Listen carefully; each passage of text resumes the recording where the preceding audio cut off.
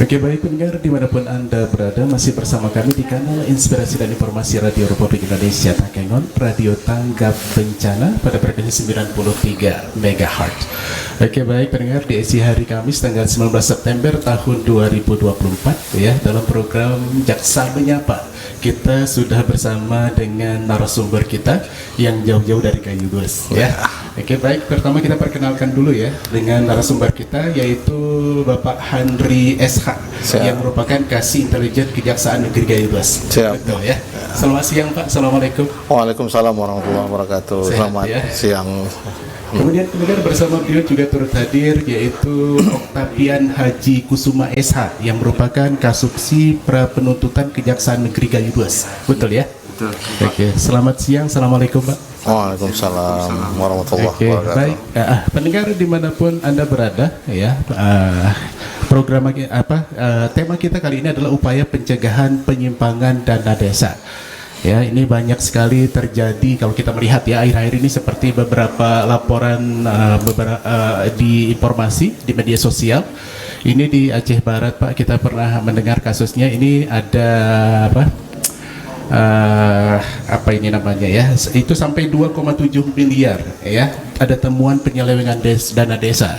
Kemudian mungkin kalau di Gayo Luas sendiri waktu itu juga kita pernah mendengar di desa Marabunge Pak ya. Marbunge itu juga pernah ditemukan ada kasus sampai nilainya 208 juta. Padahal waktu itu penggunaannya hanya dialihkan untuk pembangunan masjid ya. Padahal untuk hal-hal yang baik, tapi secara SOP ini tetap melanggar karena tidak sesuai mungkin dengan perencanaan di awal. Oke, baik. Kemudian kita masuki ke pertanyaan ya. Ini sebenarnya secara regulasi undang-undangnya seperti apa ini Pak untuk penggunaan dana desa itu sendiri? Makasih Mas Zul ya. Sebenarnya kalau untuk regulasi untuk desa sendiri sudah ada undang-undang tersendiri, yaitu Undang-Undang Nomor 6 Tahun 2014 tentang desa, di mana telah dilakukan perubahan dengan Undang-Undang Nomor 3 Tahun 2024. Kemudian selain itu juga ada Peraturan Pemerintah Nomor 47 Tahun 2015 tentang perubahan atas Peraturan Pemerintah Nomor 43 Tahun 2014 tentang Peraturan Pelaksanaan Undang-Undang Nomor 6 Tahun 2014 tentang desa. Kemudian juga sudah ada Peraturan Pemerintah Nomor 8 Tahun 2016 tentang perubahan kedua atas Peraturan Pemerintah Nomor 60 Tahun 2014 tentang dana desa yang bersumber dari APBN. Dan kemudian ada Peraturan Menteri Desa PDTT Nomor 7 Tahun 2023 tentang prioritas penggunaan dana desa. Jadi sudah ada aturan untuk pelaksanaan penggunaan dana desa tersebut. Iya, sepertinya ini sudah lengkap ya secara regulasi ya. Karena kita melihat tadi juga ada penyempurnaan. Kalau melihat sepertinya penyempurnaan ini Pak, apa saja yang disempurnakan dalam regulasi ini? Jadi seperti apa? Untuk terkait regulasi sendiri kan itu sebenarnya dari ranah legislatif seperti itu. Jadi setelah berjalannya setiap ada evaluasi seperti itu terkait pelaksanaan penggunaan dana desa tersebut. Terkait dengan perubahan-perubahan itu, jadi sebenarnya hanya memaksimalkan, jadi setelah sebelumnya ada pelaksanaan terkait penggunaan dana desa seperti itu, terus ada penyempurnaan seperti itu. Dilengkapi lagi ya. Tentunya nanti ini semuanya berguna untuk masyarakat ya yang menjalani nanti dana desa tersebut. Karena di desa kan paling ujung lah ibaratnya pembangunan di negara kita. Betul. Oke, baik. Sementara ini kan kalau kita melihat tadi ada regulasi yang tahun 2024 apakah ini juga untuk di kejaksaan sendiri ini ada sistem sosialisasinya kepada masyarakat? Iya, kalau untuk perubahan atas Undang-Undang Nomor 6 Tahun 2014 dengan Undang-Undang Nomor 3 itu kan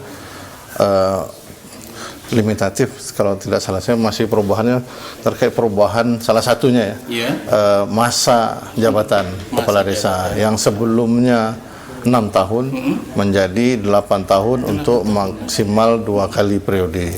Nah itu, jadi kalau kita sendiri sudah insya Allah kita sudah melakukan sosialisasi ini, salah satunya diantaranya kita melakukan penerangan hukum, itu dengan audiensnya khusus kepala desa. Tentu kita tidak membahas perubahan masa jabatannya, tapi kita juga tetap membahas bahwa penggunaan dana desa ini harus tepat sasaran demi kesuksesan pembangunan utamanya di desa. Oke. Mungkin bisa ditambahkan Pak Octavian? Jadi dari Kejaksaan Negeri Gayo-Luwes sendiri seperti disampaikan tadi oleh Pak Andri terkait sosialisasi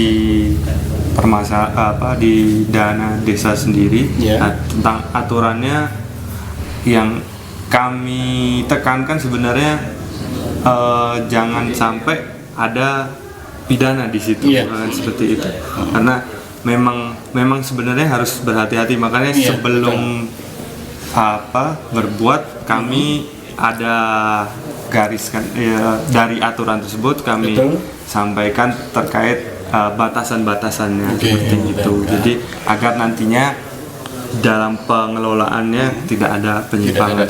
Oke, baik. Kemudian kalau kita melihat saat ini kan ada 3 instansi ya yang terkait di situ, bahkan 4 mungkin. Yang pertama adalah BPM, Badan Pemberdayaan Masyarakat, ya, yang senantiasa berkonsultasi dengan para kepala desa ketika itu melaksanakan kegiatan. Kemudian mereka juga membuatkan sejenis surat pertanggungjawaban segala macam. Kemudian juga ada pihak inspektorat. Kemudian juga kepolisian dan tentunya tidak lepas dari kejaksaan, ya. Kemudian untuk kejaksaan sendiri sejauh ini tupoksinya untuk dana desa ini sendiri seperti apa?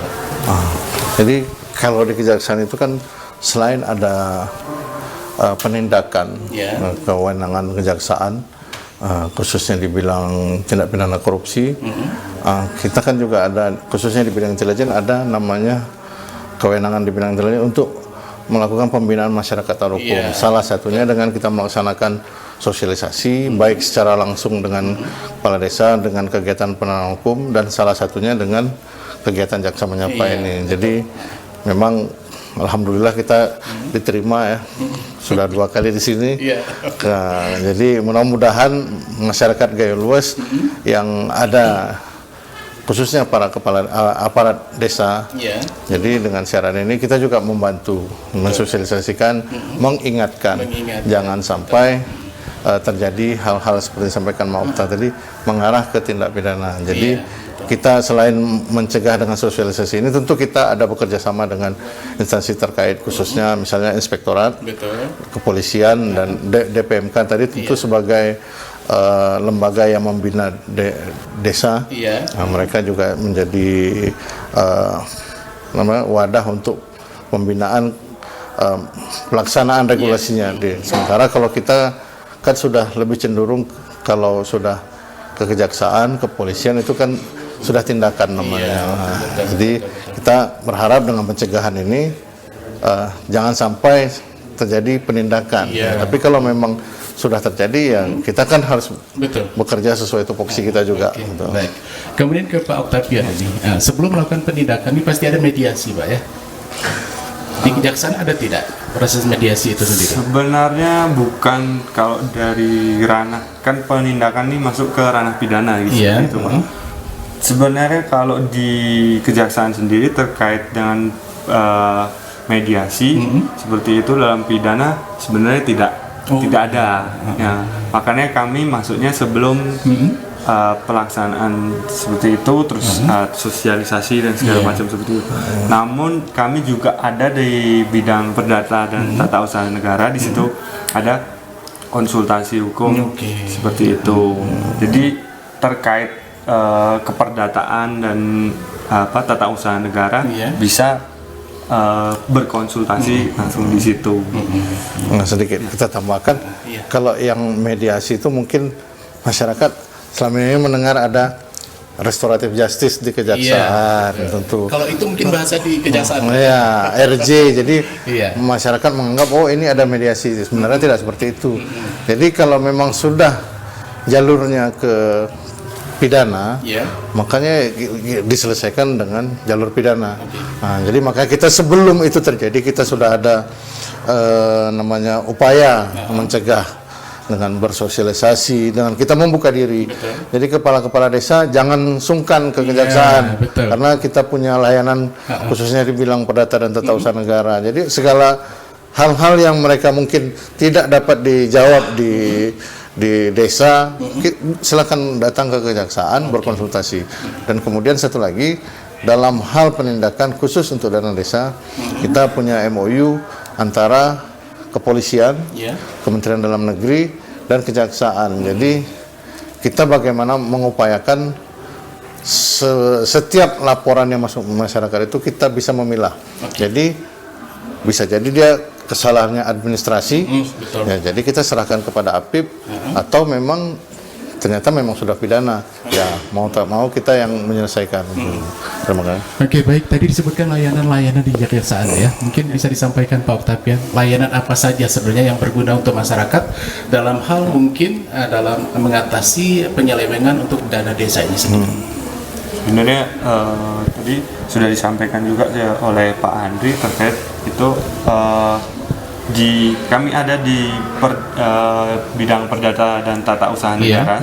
Kalau orang bilang biasanya Datun, nah itu di situ kami ada konsultasi hukum, seperti itu bantuan hukum dan tindakan hukum lain. Nah di situ terkait ada keperdataan, masalah keperdataan dalam melaksanakan dana desa itu bisa disampaikan. Bahkan sebenarnya enggak hanya tentang dana desa saja, tapi permasalahan misalkan tanah mungkin kan betul, di desa atau ada Permasalahan mediasi. hukum apapun itu. Pak, Ya, bisa di konsultasikan ke kami, karena kadang ada di desa ada misal batas tanah seperti itu atau sengketa atau seperti apa kan bisa dikonsultasikan ke Iya, kami. karena kalau menurut saya itu kesannya kalau sekarang ini kejaksaan itu eksklusif Pak ya.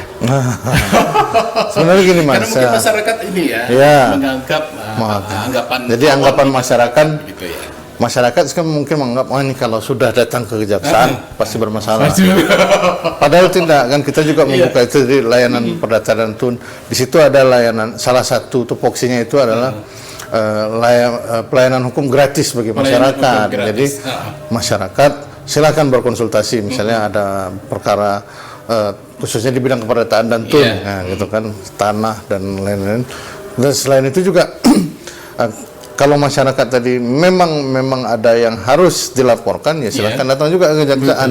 Di situ kan ada bidang tindak pidana khusus. Nah, mungkin masyarakat yang masih berpikir bahwa kalau sudah ke kejaksaan pasti ke pidana. Nah, kan terkadang masyarakat yang melapor itu kadang dia masih bertanya apakah ini masuk ranah pidana atau ini ada kesalahan atau tidak. Jadi belum tentu yang datang ke kita itu kan memang bermasalah. Jadi memang berkonsultasi, dan selama ini juga kami membuka diri kepada kepala desa yang datang.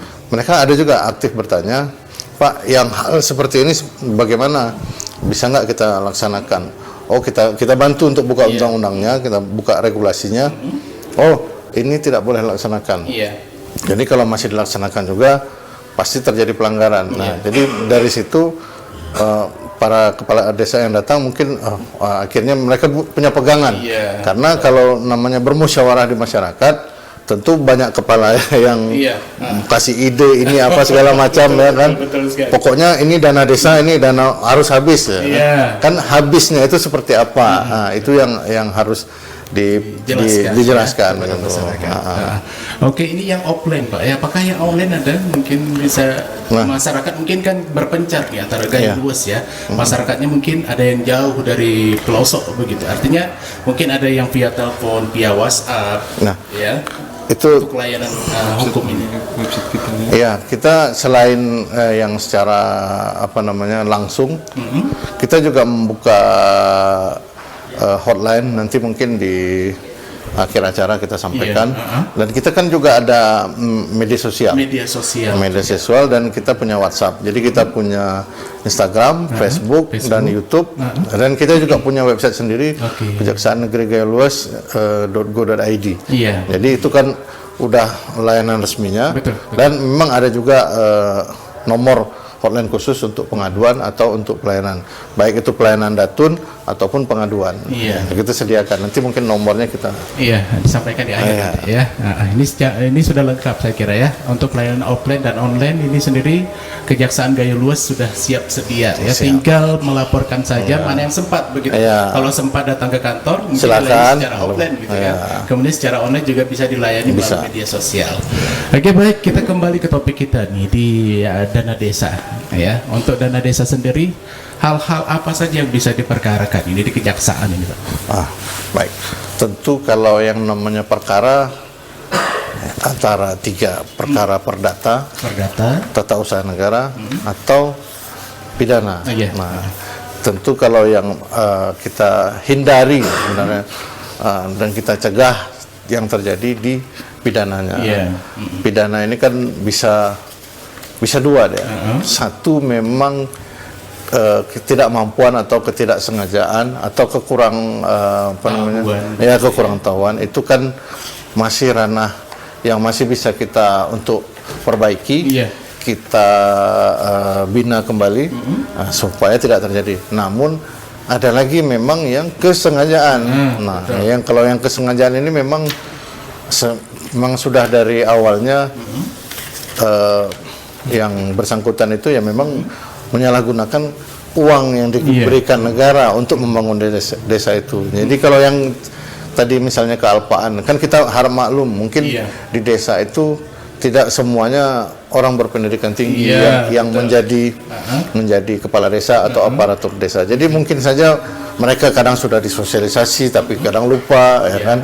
Apalagi ya misalnya daerahnya susah jaringan. Jadi kalau kita di kota ini masih mudah kita buka gampang ya. Buka. Nah, kalau yang di desa bagaimana kan? Apalagi desa di Gayo Luas itu kan masih jarak-jaraknya masih jauh gitu.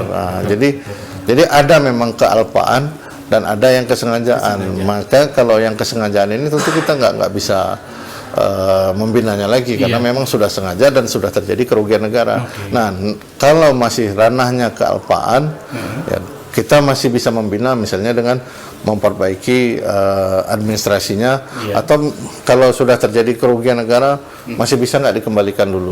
Nah, dengan catatan tadi tidak ada niat jahat di situ. Ya, jadi kita harus pahami juga karakter masyarakatnya. Jadi jangan kita anggap sama rata nih pokoknya kepala desa udah ngerti semua, enggak seperti itu. Ya kita harus maklum. Oke, baik, ini sebenarnya pertimbangan untuk kebijakannya banyak ya. Timbang sana, timbang sini. Penting sekali. Karena memang masyarakat pun kan ini kalau kita melihat dana desa ini kan seperti tadi peraturan regulasinya itu kan berubah-ubah ya. Jadi tentunya kebijaksanaannya pun artinya ada yang hal-hal yang memang senantiasa sifatnya dinamis begitu. Betul. Ya. Oke, kemudian ke Pak Octavian. Sejauh ini Pak, kasus apa yang sering ditemukan dalam proses aplikasi dana desa ini kepada masyarakat? Penggunaan dana desa ya utamanya. Jadi sebenarnya kan dari bisa kita tarik intinya kalau di dana desa ini kan terkait mulai dari perencanaan, pelaksanaan dan pertanggungjawaban. Betul. Yang banyak terjadi sebenarnya di pertanggungjawaban seperti ini ya. Jadi ada terkadang tadi seperti Bapak bilang tadi sudah dilaksanakan namun belum ada pelaporan, belum ada ini terkadang missnya di situ. Namun juga ada juga yang memang dari awal tidak ada perencanaan tapi ternyata di pelaksanaan ini tadi ada memang niat jahat tadi diselewengkan seperti itu. Oke, baik, sebenarnya kalau di desa kalau sepengetahuan kita itu Pak ya kadang begini, untuk dana desa yang mau dijadikan sebagai aplikasikan untuk apa dana desa tersebut, Kalau kita melihat ya di desa ini sendiri pengawasannya itu bukan hanya mungkin dari pihak inspektorat. Ya. Jadi orang kampung itu juga mengawasi. Ya. Kadang yang nggak dapat proyek pun itu langsung melapor begitu kan. Artinya mungkin ini kan hal-hal yang harus dipisahkan ini. Ya, bukan hal-hal yang istilahnya yang urgen di lapangan, tetapi ketika hal-hal itu sudah sampai ke kejaksaan, sementara di desa mungkin hal tersebut mungkin masih dilakukan sesuai dengan prosedur di awal. Iya. Kalau Bapak menyikapi ini atau tidak? Ada laporan-laporan dari masyarakat ketika dilihat ke lapangan ternyata hal tersebut karena kecemburuan sosial tadi. Itu kalau terkadang begini, ya namanya sekarang biarpun kepala desa juga sudah produk politik juga ya, Iya, betul. politik tingkat desa ya, jadi Tingkat desa. bisa jadi mungkin ya ada yang kalah, ada yang menang, ada yang tidak puas dan segala macam, itu bisa terjadi. Iya, Dan iya, iya. dan kita juga nggak bisa juga melarang orang itu untuk misalnya dia melapor. Nah, yang saya sayangkan seperti ini, apabila ada hal seperti itu ternyata mereka tidak bertanya dulu. Iya. Nah, misalnya di tingkat desa itu kadang kan sebelum tahap pelaksanaan ada tahap perencanaan. Iya. Terkadang di tahap perencanaan mereka nggak hadir. Nah, jadi apa yang diputuskan di situ sudah menjadi ketetapan. Kemudian ketika pelaksanaan, oh ternyata kenapa misalnya ada pembangunan paret atau Iya, jalan, betul. loh kenapa desa ini nggak kena, kenapa dusun-dusun ini nggak kena, Iya, betul. di sana kenapa bangun, kayak gitu kan? Ya, semua keputusan itu kan tentunya harus ada dari perencanaan tadi. Jadi musyawarah desa tadi untuk menentukan APBKP kalau di gaya luas, ya, anggaran pendapat belanja dan anggaran pendapatan dan belanja kampung. Iya. Nah, jadi semuanya sudah disusun di situ. Jadi jangan ketika kita di perencanaan tidak datang, kemudian informasi yang sudah diumumkan juga tidak dibaca, cuma karena dusun kita atau tempat kita nggak kebagian itu, kita langsung melaporkan. Nah, kan seharusnya diselesaikan dulu, misalnya ada lembaga. Kalau di gaya luas namanya orang tua. Ketua ya. Kalau di sini. Kalau di sana orang tua ya. Orang tua. Kan bisa berkonsultasi di sini. Ya, kalau memang ternyata tidak ada anggarannya seperti itu kan memang nggak perlu laporkan. Khususnya ini yang menjadi perhatian masalah bantuan sosial.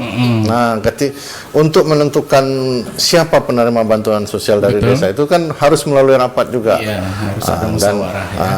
Jadi selain pimpinan yang ada di desa, masyarakat kan disuruh hadir juga. Iya. Jadi ketika nama si A dikeluarkan, disebut sebagai penerima bansos, tentu harus ada masyarakat yang menilai, oh si A ini tidak layak. Nah, jadi alasannya 1, 2, 3, oke, kita berarti si A tidak masukkan, disitulah disetujui. Nah, jangan sampai ketika ada musyawarah untuk menentukan itu tidak datang, tetapi ketika nggak kebagian bertanya. Ribut. Nah, gitu. Kita menghindari seperti itu. Iya. Jadi sebenarnya peran aktif masyarakat itu wajib. Ya, jadi jangan ujuk-ujuk kita mau ribut aja, itu nggak bisa. Betul. Karena mereka juga sekarang ini pun kita lihat di mana-mana desa kan sudah dipampang di baliho itu berapa anggaran desa itu ada. Kemudian kalau yang anggaran lebih detailnya, misalnya kita ke kantor desa biasanya harus dipasang di situ. Iya, betul. Jadi siapa termasuk penerima bantuan sosial Malah nanti tadi. Pak, seperti di jalan-jalan pun ya kan, berapa dana desa terserap untuk jalan tersebut. Betul. Ya, itu semua ada di pampang dalam bentuk pamflet begitu. Ya, ada. Oke, mungkin nanti kita akan juga dengarkan dari Pak Octavian. Artinya ada program-program yang di awal direncanakan, tapi ketika di pertengahan perjalanan tiba-tiba berubah. Ternyata ada yang prioritas. Tapi kita tahan dulu Pak ya. Kita dengarkan dulu yang satu ini. Pertanyaan pertama itu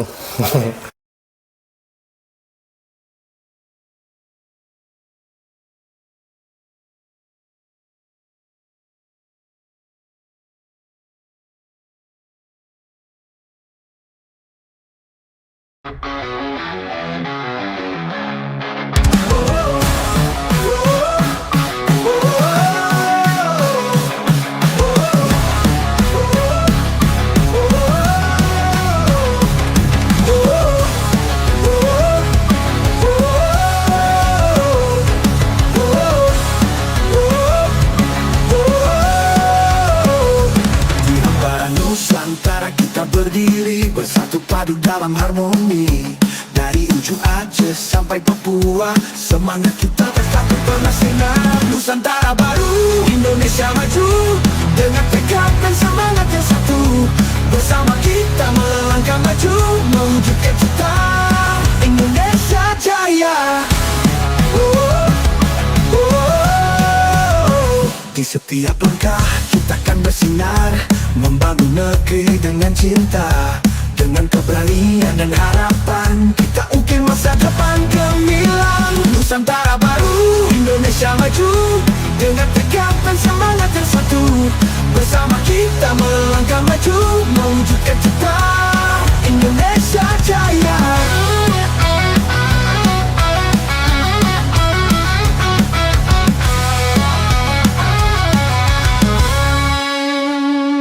Nusantara baru, Indonesia maju, dengan tekad dan semangat yang satu. Bersama kita melangkah maju, mewujudkan cita Indonesia Jaya. Di Nusantara baru, Indonesia maju, dengan tekad dan semangat yang satu. Bersama kita melangkah maju, mewujudkan cita Indonesia Jaya. Bersama kita kuat akan terpisah, dengan gotong royong kita bangkit bersama. Nusantara baru, Indonesia maju, mewujudkan cita Indonesia Jaya.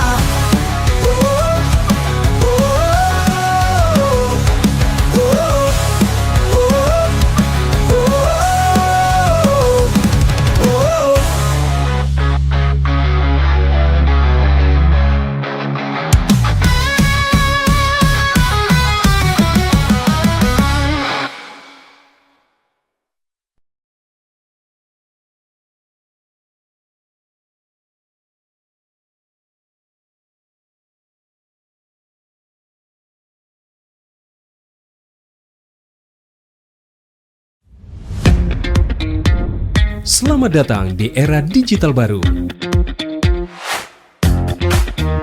RRI News kini hadir di genggaman Anda dengan aplikasi mobile terbaru. Temukan berita online terkini, cepat, dan terpercaya langsung dari perangkat Anda dengan fitur pembaruan berita real time dari aplikasi mobile RRI News. Anda tak akan pernah ketinggalan informasi.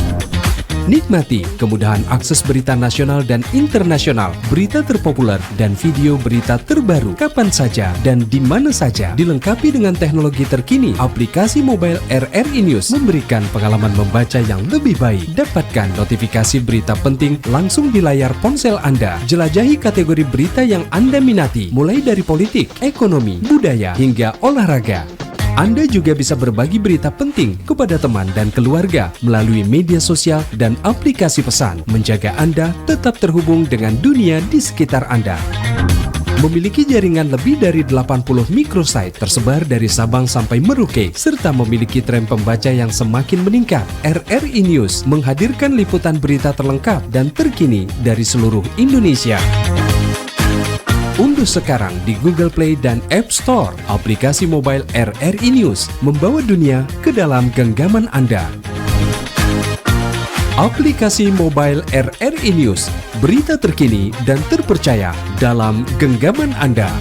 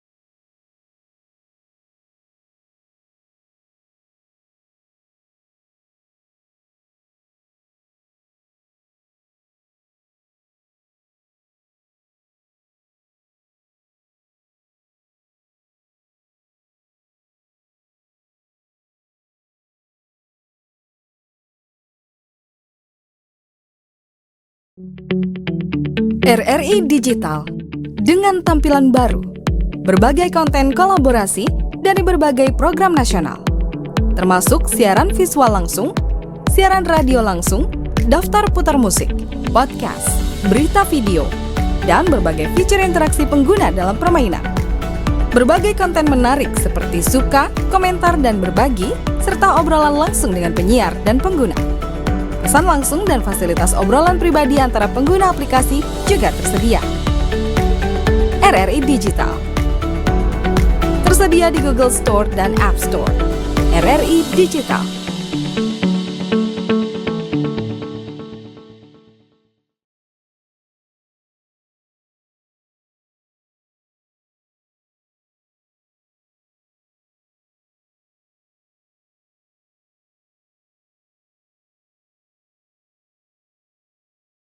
Baik pendengar dimanapun Anda berada, masih dalam program Jaksa Menyapa ya. Kita masih sama dengan Bang Handri dan Octavian Haji Kusuma ya. Tema kita masih upaya pencegahan dan penyimpangan dana desa. Oke, baik, kita ke Bang Octavian ya. Untuk pertanyaan tadi ya, apabila dalam suatu kegiatan ya, ketika kegiatan ini berlangsung langsung tapi ada kegiatan yang lebih prioritas, lebih urgent ya. Ini secara SOP bagaimana nih nanti untuk para kepala desa yang mempunyai kasus seperti ini?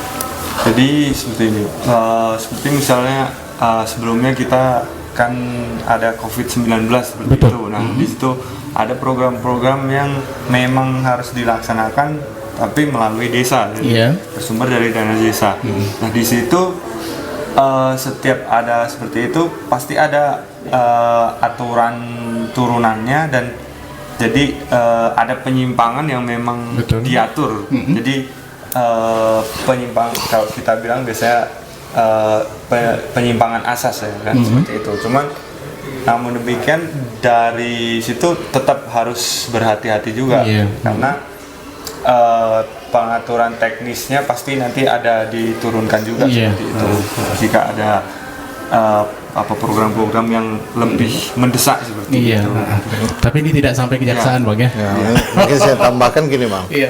Bang Nilpa, seperti yang disampaikan tadi, ternyata di dalam tahun berjalan ada perubahan, mungkin ada perubahan regulasi atau ada kejadian yang kejadian luar biasa seperti bencana mungkin. Bencana mungkin. Nah, tentu kan harus mengambil langkah-langkah yang sesuai peraturan juga.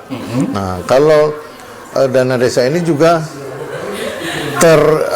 tersedia jalan untuk itu, yaitu salah satunya kan perubahan APBKP tadi. Jadi kalau di APBN juga ada perubahan, maka di desa pun APBK desa itu bisa dilakukan perubahan. Atau mungkin namanya revisi itu Bang? Ya, revisi itu. Jadi kalau itu lebih namanya ke perubahan. APBKP kalau di kayak luas. Nah, disitulah yang dimasukkan.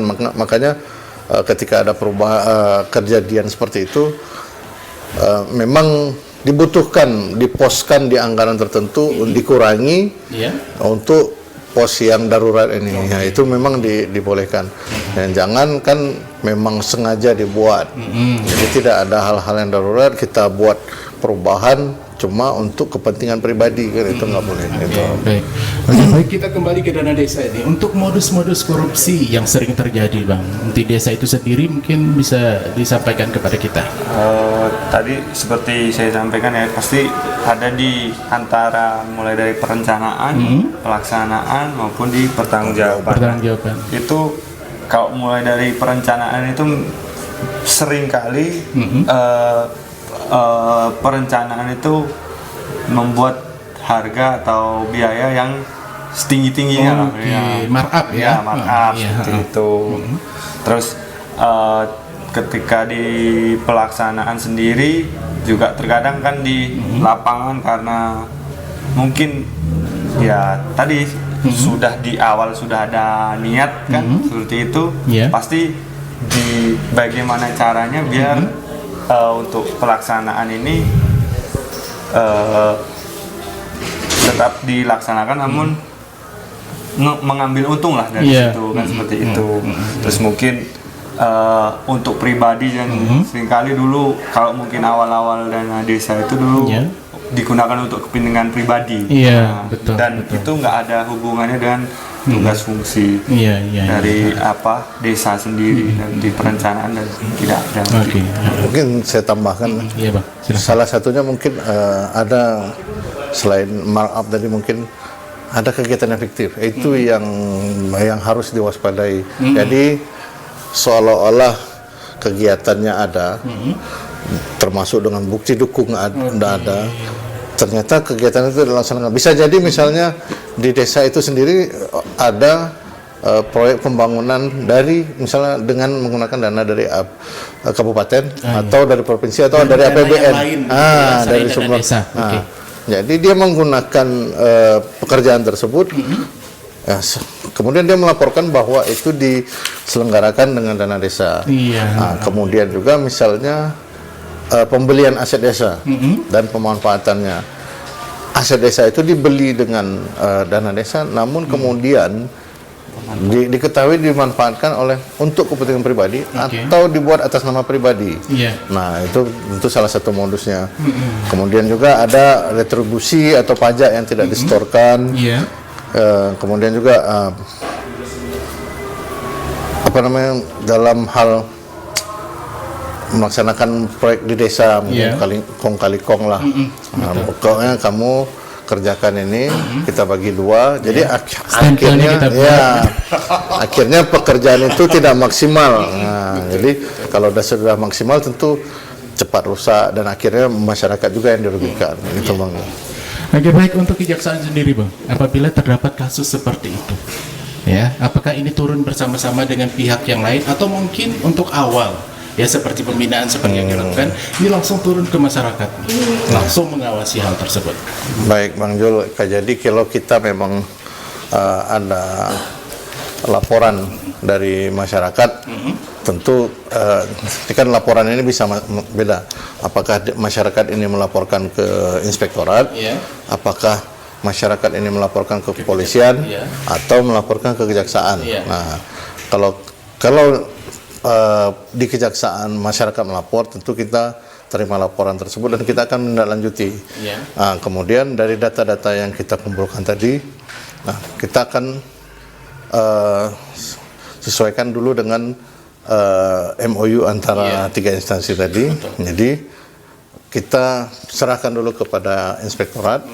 Nah, kemudian kalau ternyata di situ menyatakan bahwa ini adalah kesalahan administrasi atau mungkin terjadi kerugian negara tetapi tidak dengan kesengajaan karena kealpaan tadi, kemudian laporan tersebut diserahkan kepada kita, ya kita upayakan. Jadi metodenya kita bagaimana kerugian itu bisa dikembalikan, kemudian administrasinya kita perbaiki sesuai dengan aturan. Nah, tapi dengan catatan tidak ada tadi niat jahat. Nah, tapi ketika dilakukan pemeriksaan mungkin dari inspektorat, ternyata memang ini adalah kesengajaan atau dengan niat jahat, kehendak dari yang bersangkutan, maka ya otomatis kita akan melakukan penyelidikan dan kemudian kita tingkatkan ke penyidikan sampai penuntutan. Oke, baik. Sebenarnya hal-hal yang riskan itu tadi bang, ya, ada niatnya itu memang niat jahat. Betul. Gitu, ya. Jadi ini langsung ditindaklanjuti bersama dengan Kejaksaan Negeri Gayo Luas. Siap. Mungkin Bang Otapian ada yang ditambahkan? Mungkin untuk pengelolaan dana desa ini lebih karena kita budayanya kan musyawarah mufakat kan seperti itu. Mungkin di desa lebih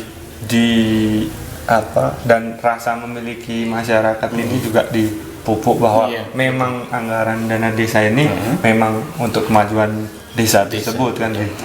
Jadi rasa memilikinya itu tapi bukan berarti jadi terus menutup-nutupi.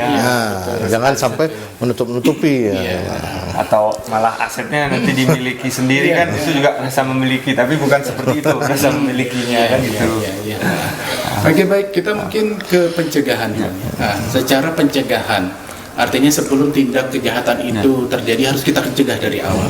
Ya, atau mungkin nanti setelah istilahnya kalau nggak bisa dicegah ya istilahnya harus ditindaklanjuti dengan hal-hal yang lain. Kalau untuk pencegahan sendiri dari pihak kejaksaan, Gayulo seperti apa? Apa yang dilakukan, Bang? Kalau kita tentu di pencegahan salah satunya ya kita dengan melaksanakan sosialisasi seperti yang kita lakukan sekarang. Kemudian juga saya selaku kasih intelijen juga membuka layanan khusus kepada para kepala desa melalui grup WhatsApp, yaitu grup jaga desa itu. Jadi nanti kepala desa bisa berkonsultasi kepada kita, ya kan. Kemudian masyarakat juga kita berikan kesempatan untuk melaporkan atau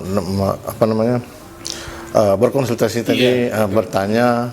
Dan kemudian kita juga seperti yang diinstruksikan oleh Jaksa Agung, kita ada kegiatan namanya Jaksa Garda Desa atau Jaga Desa. Nah, disitulah kita berperan. Jadi lebih kalau tadi kita sifatnya menunggu, ini kita lebih berperan ke bawah.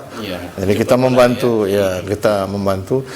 Jangan sampai terjadi permasalahan itu. Nah, jadi dengan adanya Jaksa Garda Desa ini, mudah-mudahan masyarakat mau memanfaatkan itu. Nah, jadi apakah dengan bertanya, tapi kita tidak mengharapkan terjadi yang negatif di situ, misalnya keributan atau segala macam. Nah, jadi itu tadi, ketika masyarakat mungkin merasa ada yang perlu ditanyakan, silakan bertanya. Ketika yang ada yang perlu dikonsultasikan, silakan berkonsultasi. Ketika ada yang mau dilaporkan, ya silakan melapor. Nah, gitu. Dan tentunya mudah-mudahan ada solusi. Mudah-mudahan ada solusinya. Dan terhadap laporan tadi kita pasti menindaklanjuti. Nggak mungkin kita diamkan. Iya, betul. Bagi Bang Octavian, yang sejauh ini untuk kerjasamanya ya dengan instansi terkait, ya seperti dari pihak kepolisian, inspektorat ya, atau mungkin BPMK sendiri di kabupaten tersebut, sejauh ini seperti apa, Bang? Apakah mungkin harmonis begitu, atau mungkin selama ini memang sama-sama siap gitu untuk melakukan tindakan-tindakan kepada para korupsi ya di dana desa? Jadi tadi seperti disampaikan Pak Handri, karena di pusat kami sudah ada MOU seperti itu kan. Jadi kami ke bawah di tingkat kabupaten seperti ini, di Kejaksaan Negeri Gayulo juga melakukan MOU juga dengan pihak-pihak terkait seperti tadi dinas pembinaan desa di PMK ya. Ya, itu di situ juga kami inikan, dan kami juga kami berikan sosialisasi juga agar nantinya memang juga lebih mengenal kejaksaan. Jadi fungsinya juga tidak cuma tadi ketika bermasalah saja, tapi sebelum bermasalah pun bisa dicegah. Konsultasikan ya. Kemudian begini Bang, ada seperti kasus kemarin ya, ada pihak-pihak tertentu begitu mendiskreditkan kepala desa. Artinya ada satu bangunan yang mereka kerjakan, setelah selesai pihak ini menemukan berbagai kekurangan-kekurangan, dan ini nantinya mereka ditekan masyarakat tersebut untuk membayar sesuatu. Apakah dari pihak kejaksaan sendiri bisa menyelesaikan masalah seperti ini nanti? Nah, itu gini, kasusnya mungkin lebih ke pemerasan ya, gitu. Mungkin betul, ya. Betul. Jadi ya mungkin kita harus maklum pertama bukan kita maklumi kejahatan, bukan. Seperti yang di awal kita bilang tadi, jadi batas kemampuan di desa itu kan nggak bisa kita samakan dengan di desa. Betul. Tapi jangan juga kekurangan tersebut dijadikan alasan.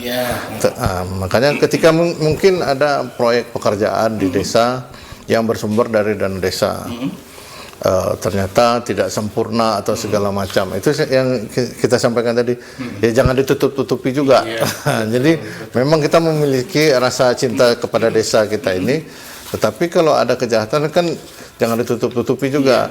Dengan ditutup-tutupi itu maka masuklah pihak lain yang akan memanfaatkan itu. Jadi kalau misalnya nggak mau kasih duit misalnya sama dia, nanti dilaporkan segala macam, ya kan. Bagi kami manusia itu pasti ada salahnya. Nah, cuma kan tadi mungkin memang SDM-nya yang tidak mampu, ya kan. Ya bisa berkonsultasi sama kita. Iya. Nah, jadi jangan takut kepala desa ini misalnya ada pihak-pihak yang datang untuk meminta uang. Justru dengan Anda selaku kepala desa memberikan hal tersebut itu, apalagi memberikan orang itu dengan dari dana desa. Iya. Jadi uang desa itu digunakan lagi untuk itu. Betul. Tentu berlipat kejahatannya jadi kan. Nah, jadi sebaiknya ya bila ada masyarakat menyatakan oh ini ternyata nggak sempurna, ini nggak bagus, ya perbaikilah. Memang kalau ada kesalahan harus kita akui kesalahan. Oh ini kurang bagus di sini ya. Karena kan semuanya harus direncanakan. Betul. Dibuat kembali sesuai yang direncanakan, perbaiki, selesaikan dengan baik. Nah, kemudian buat laporannya yang jelas. Jadi kalau semakin ditutup-tutupi maka ya kesalahan itu akan makin kelihatan karena khusus misalnya ke bangunan fisik. Ya kan kalau tidak sempurna dia kan dari jauh udah kelihatan, kemudian daya tahannya juga berkurang. Jadi makin lama dia makin harus nanti datang lagi orang lagi, datang lagi orang lagi, dia harus keluar. Jadi akhirnya sampai mau tak mau namanya juga kejahatan itu tidak akan bisa dihilangkan, tidak bisa ditutupi, ya kan? Nah, sampai akhirnya dia akan menjerat dirinya juga. Jadi sebaiknya apabila ada masyarakat yang melaporkan hal tersebut, oh iya, kalau memang ada kekurangan, akui saja kekurangan itu, perbaiki, ya, sesuaikan dengan yang di perencanaannya, selesaikan. Nah, itu mungkin itu. Oke, baik. Kita ke Bang Octavian ya. Dari tadi kita sudah cerita tentang korupsi yang untuk dana desa. Ada tidak sanksi sendiri bagi kepala desa, artinya ketika seperti tadi ya, ketika sudah ditindaklanjuti memang ada niat tidak baik ya untuk mengelola dana desa. Sanksinya sendiri seperti apa, Bang? Kalau di kami karena penegak hukum ini kan sebagai pelaksana undang-undang ya. Jadi sebenarnya itu masuknya juga sudah di undang-undang tindak pidana korupsi seperti itu. Karena apabila ada 9 ya tindak pidana di situ ya terkait tindak pidana korupsi seperti tadi kerugian negara di situ timbul di situ karena penyalahgunaan kewenangan, ada ini perbuatan melawan hukum lah di situ kan, tidak sesuai SOP dan menyebabkan kerugian negara. Dilihat lagi perbuatannya ternyata memang ada niat dari awal ya. Itu tadi masuk ke kerugian keuangan negara di situ. Jadi tindakannya sudah tindakan pidana. Jadi kita berjalan juga sebagaimana tindak pidana yang menyalahgunakan keuangan negara di instansi lain, itu juga berlaku di desa karena sama-sama menggunakan uang negara, merugikan negara. Betul. Ya. Dan tentunya ini yang tidak kita harapkan ya, apabila memang ada kejadian-kejadian seperti itu ya, bagaimana seperti tadi ya, dari kejaksaan sendiri awalnya kan pembinaan tuh ya, sebelum menjatuhkan hukuman ada pembinaan, apabila masih bisa ya dibina, kalau tidak dibinasakan. Enggak, jangan dibinasakan juga. Kita luruskan. Salah kata-kata itu. Oke, baik. Hal-hal untuk Gayo Luas sendiri, Bang, ya, untuk closing statement, ya, apa harapannya nih ke depan dari program dana desa yang memang kita harapkan untuk kemajuan desa. Tetapi hal ini nanti berimbas kepada yang lain karena seperti kita melihat ya, seolah-olah ini lahan yang basah di desa. Sehingga nanti waktu pemilihan kepala desa ada berbagai orang yang mau menjadi kepala desa kata melihat dana desa. Padahal kalau memang harusnya ya, kalau dikelola sendiri ya, dijadikan hal tersebut untuk membangun desanya hal-hal yang luar biasa. Tapi mungkin seperti tadi ada niat-niat ya timbul, wah kalau sudah jadi kepala desa dah gampang ya. Dan ini tentunya jadi resiko juga nanti kepada masyarakat yang lain tentunya memang punya niat jujur untuk membangun desa. Untuk Bang Henry sendiri sebagai closing statement hari ini, apa harapannya ke depan untuk warga Gayo Luas sendiri dalam hal penggunaan dana desa? Baik, makasih Bang Jul.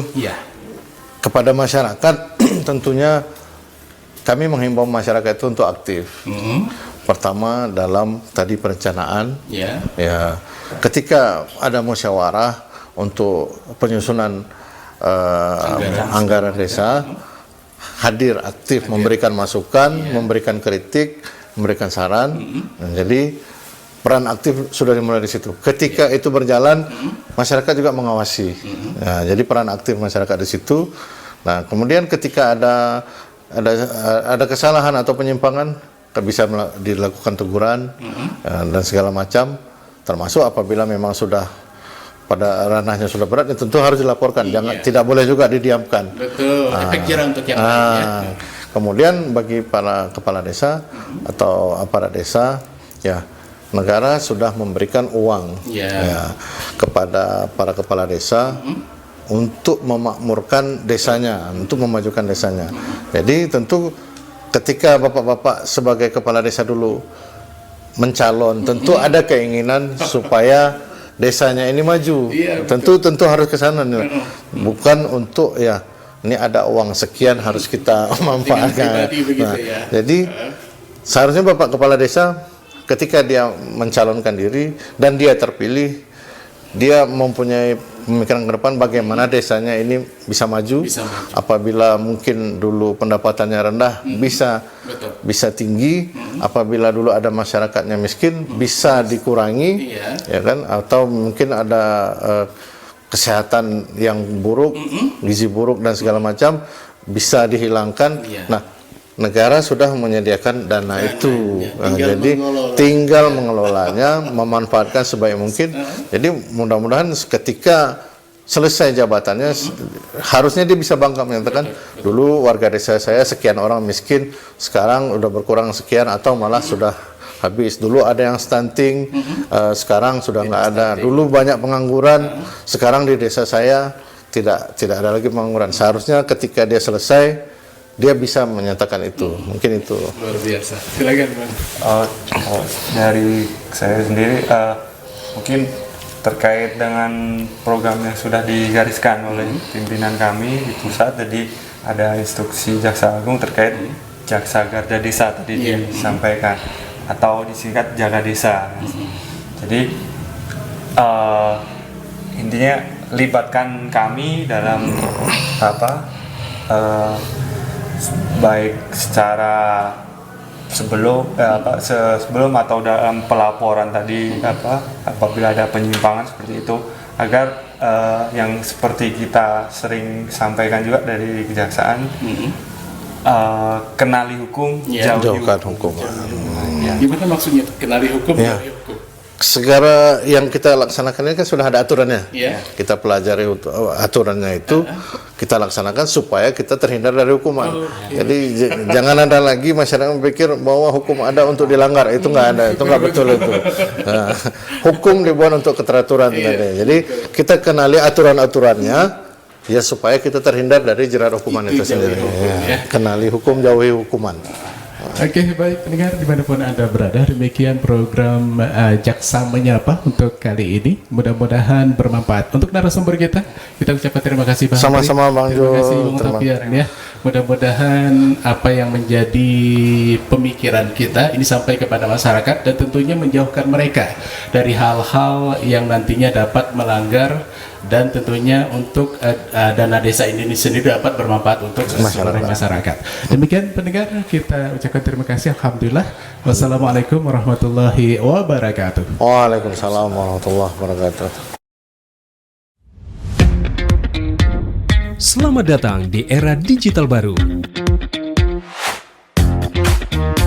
RRI News kini hadir di genggaman Anda dengan aplikasi mobile terbaru. Temukan berita online terkini, cepat, dan terpercaya langsung dari perangkat Anda dengan fitur pembaruan berita real time dari aplikasi mobile RRI News. Anda tak akan pernah ketinggalan informasi. Nikmati kemudahan akses berita nasional dan internasional, berita terpopuler, dan video berita terbaru kapan saja dan di mana saja. Dilengkapi dengan teknologi terkini, aplikasi mobile RRI News memberikan pengalaman membaca yang lebih baik. Dapatkan notifikasi berita penting langsung di layar ponsel Anda. Jelajahi kategori berita yang Anda minati, mulai dari politik, ekonomi, budaya, hingga olahraga. Anda juga bisa berbagi berita penting kepada teman dan keluarga melalui media sosial dan aplikasi pesan, menjaga Anda tetap terhubung dengan dunia di sekitar Anda. Memiliki jaringan lebih dari 80 microsite tersebar dari Sabang sampai Merauke, serta memiliki tren pembaca yang semakin meningkat. RRI News menghadirkan liputan berita terlengkap dan terkini dari seluruh Indonesia. Unduh sekarang di Google Play dan App Store aplikasi mobile RRI News, membawa dunia ke dalam genggaman Anda. Aplikasi mobile RRI News, berita terkini dan terpercaya dalam genggaman Anda.